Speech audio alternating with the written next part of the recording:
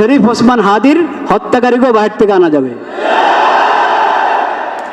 জনগণকে যে আমরা আশ্বস্ত করতে চাচ্ছি, আশ্বাস দিতে চাচ্ছি যে অতি দ্রুত হাদির বিচার কার্য সম্পন্ন হবে।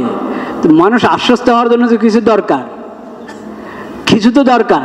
মানুষ তো দেখেছে আগের সরকারের যে সমস্ত হত্যাকাণ্ডগুলো, ওগুলোর কয়টার বিচার হয়েছে, আর এই সময়, এই আমলে, অল্প সংক্ষিপ্ত এই আমলে যা হত্যাকাণ্ড হয়েছে ওটার কয়টার বিচার হয়েছে মানুষের সামনে আছে। খালি বললে হবে না, প্রয়োগ করতে হবে ইসলামী বিধান। খালি গণতন্ত্রের নাম নিয়ে মানুষকে শান্ত করা যাবে না।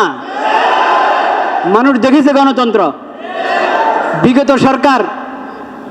বিগত সরকারের যত নির্বাচন, ওগুলো গণতন্ত্রের নির্বাচন